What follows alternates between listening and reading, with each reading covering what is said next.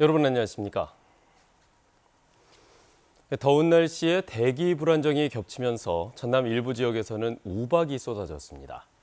갑작스러운 우박에 농작물 피해가 속출했습니다. 최성현 기자입니다. 짙은 먹구름 속에 빗줄기와 하얀 알갱이가 천막위로 쉴 새 없이 떨어집니다. 산자락을 낀 곡성 일부 지역에서는 파달 크기 우박이 2시간가량 계속됐고 직경 3cm가량 어른 숟가락보다 큰 우박도 관찰됐습니다. 기습적인 우박에 과수와 밭작물은 폭격을 맞았습니다. 손목 굵기에 나무가지가 부러지고 수확을 앞둔 복숭아 역시 성한 것이 하나도 없습니다. 오늘 아침에는 할 게 없더라고요. 그냥 온통 다 우박을 맞아가지고 이게 제대로 된 작물이 하나 없더라고요. 곡성군 세계면에서 사과와 배, 블루베리는 물론 밭작물 등 30만 제곱미터에서 피해가 발생한 것으로 추산됩니다. 빠른 시일 내에 우박 피해를 정밀 조사하여 피해 농가가 빠짐없이 재난지원금을 받을 수 있도록 안내하겠습니다. 광양에서도 천둥번개를 동반한 우박이 순식간에 땅바닥을 뒤덮었습니다. 이 때문에 고추와 상추 등 밭작물 피해가 잇따랐고 이번에 내린 우박은 20시간이 지나도 다 녹지 않았습니다. 주민들은 생전 처음 접하는 우박에 당혹감을 감추지 못합니다. 하나도 남은 거에 없어요. 예, 땅에 심어져 있는 건 전부 다 부러지고 생채기 났고 감도 다 깨져서 떨어지고 성한 거 하나도 없이 이건 무슨 날벼락인고 그래 했죠. 예. 광주지방기상청은 올해 특히 대기 불안정으로 우박 관측이 잦아지고 있는 만큼 갑작스런 기상변화에 대비한 농작물과 안전관리에 주의를 당부했습니다. KBS 뉴스 최송현입니다. 고령화로 인해 일손 부족에 시달리는 농어촌 등에서 외국인 노동자들은 이제 필수 인력이 됐습니다. 하지만 외국인 노동자들이 일한 대가를 제대로 못 받는 경우도 여전히 부지기수입니다. 특히 5인 미만 소규모 사업장의 외국인 노동자 임금 체불 문제가 더 심각한 상황입니다. 민소은 기자가 취재했습니다. 우즈베키스탄 국적 A씨가 4년간 일한 전남의 한 낚시도구 공장. 근로계약서 없이 하루 11시간씩 일하며 최저임금 수준을 받기로 약속했습니다. 하지만 A씨는 자신의 월급이 최저임금보다 수십만 원 적다는 사실을 뒤늦게 알았습니다. 덜 받은 월급에 퇴직금을 더하면 A씨의 체불임금은 2,800여만 원에 이릅니다.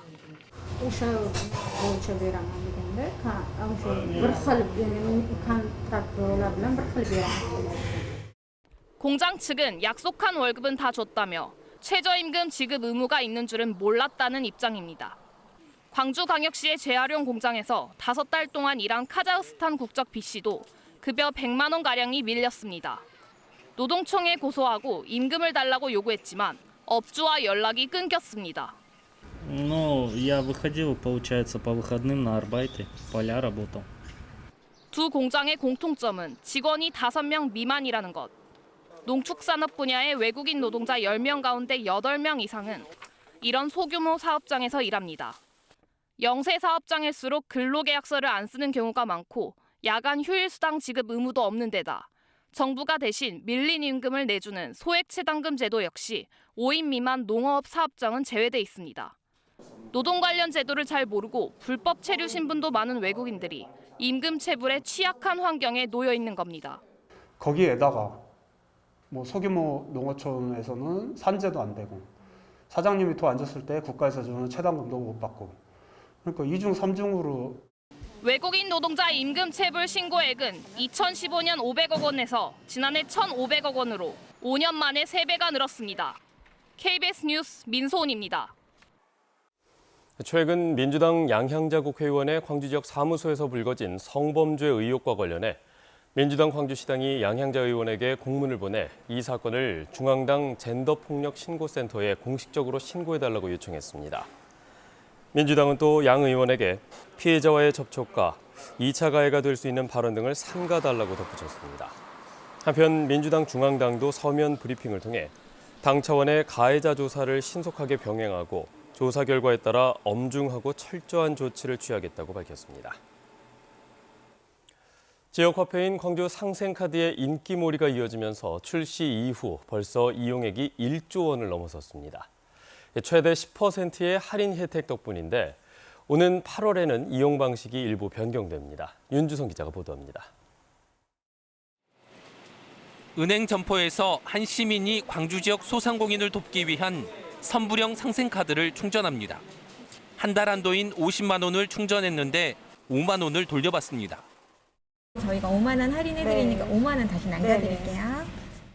광주 지역 소상공인 점포 어느 곳에서나 상생카드를 현금처럼 쓸 수 있어 이용자들의 만족도가 높습니다. 10% 할인해준다 해서 일단은 저한테 좋아서 했어요. 10%가 상당히 크더라고요. 당초 5%였던 할인율이 세계 수영 대회를 계기로 한시적으로 10%로 확대되면서 인기몰이를 이어가고 있습니다.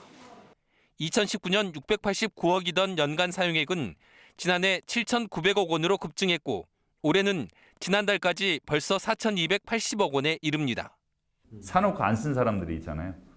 그래서 판매액은 1조 체크카드까지 해서 1조 3천억인데 실제 사용은 지금까지 1조 2천억 정도. 그동안 50만 원 한도로 사용한 뒤 이용액의 10%를 현금으로 돌려주던 상생 체크카드 역시 선불카드처럼 8월부터는 충전식으로 바뀝니다. 먼저 구매 후에 사용할 수 있게 되어 있습니다. 그래서 그 취지에 맞게 저희가 체크카드를 충전식 방식으로 변경하게 됐습니다. 지역 소상공인 지원과 지역경제 활성화에 도움이 되고 있는 광주 상생카드. 올 연말까지인 10% 특별 할인의 연장 여부가 지속적인 인기의 관건이 될 것으로 보입니다. KBS 뉴스 윤주성입니다.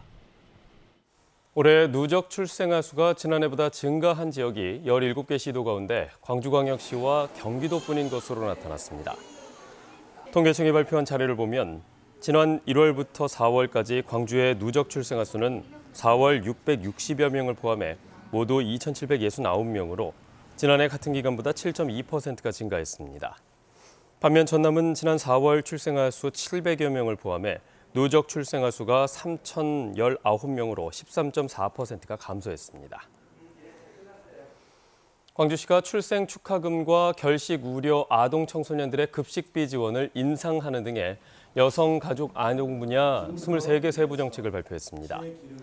주요 정책으로는 100만 원씩 일괄 지급하던 출생 축하금을 내년부터 둘째 아이는 150만 원, 셋째 아이는 200만 원으로 차등 지급하고 결식 우려가 있는 18세 미만에 대한 급식비 단가도 기존 5천 원에서 1,000원 인상하기로 했습니다.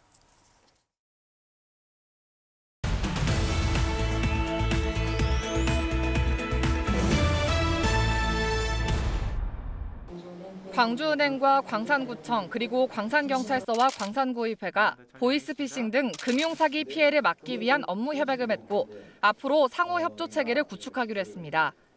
광주은행은 금융사기를 막기 위한 다양한 노력을 기울여 지난해에는 15억 원, 올해는 현재까지 12억 원의 보이스피싱을 예방하는 성과를 거뒀다고 밝혔습니다. 조선대병원 영상의학과가 대한영상의학회로부터 의료영상 품질관리 모범병원 인증을 받았습니다. 의료영상 품질관리 모범병원은 특수 의료장비를 효과적으로 관리하고 있는 의료기관을 인증하는 제도이며 MRI와 CT에 대한 시설과 판독 능력 등을 평가하고 있습니다. 강진군이 제49회 강진청자축제를 온 오프라인을 결합한 하이브리드형 축제로 오는 10월 1일부터 일주일 동안 개최한다고 밝혔습니다.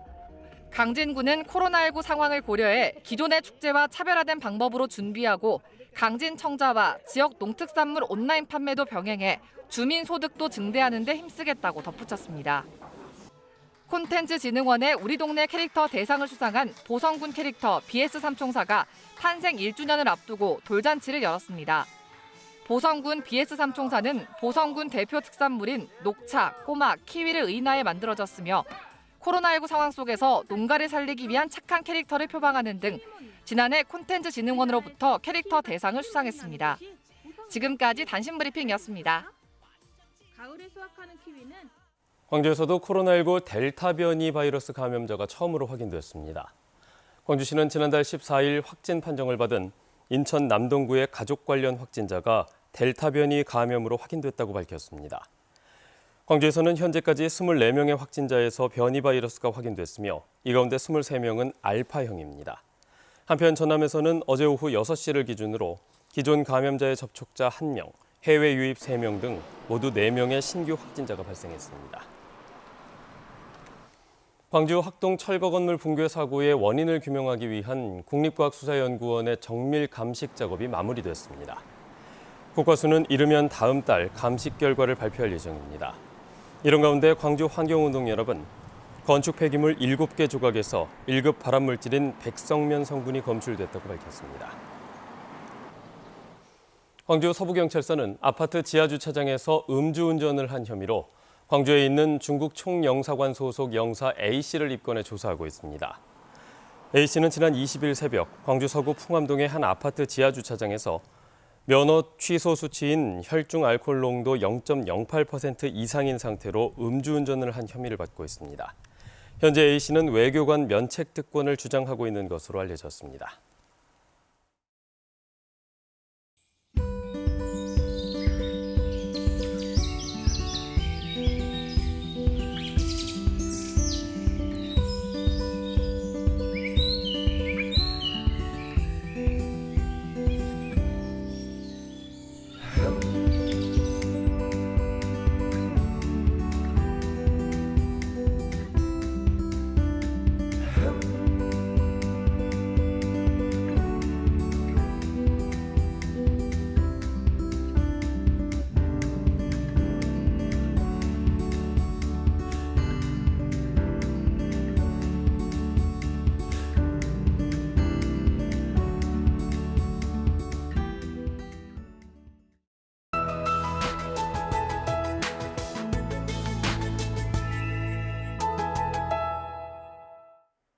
요즘 매일같이 소나기 소식이 있습니다. 오늘과 내일도 낮부터 밤 사이에 소나기가 내리겠는데요.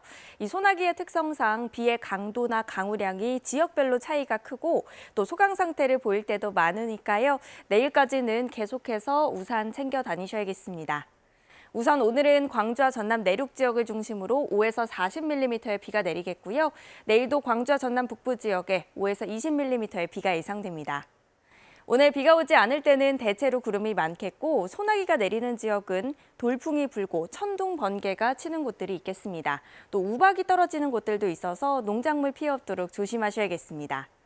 다음 자세한 지역별 날씨입니다. 아침 기온 광주가 20도, 나주 19도로 어제보다는 조금 낮고요. 한낮 기온 27도로 후텁지근하겠습니다. 여수의 낮 최고 기온 24도, 고흥 25도에 머물겠습니다. 목포 25도, 영암 26도, 완도 25도가 예상되고요. 신안을 비롯한 그 외 도서 지역은 24도에서 25도까지 오르겠습니다. 바다의 물결은 전 해상에서 비교적 잔잔하겠지만 서해 남부 해상에는 안개가 짙게 끼겠습니다. 당분간 구름 많은 날씨가 예상되고요. 낮 기온 내일부터는 30도 안팎까지 올라 후텁지근하겠습니다. 기상정보 전해드렸습니다. 뉴스를 마칩니다. 여러분 고맙습니다.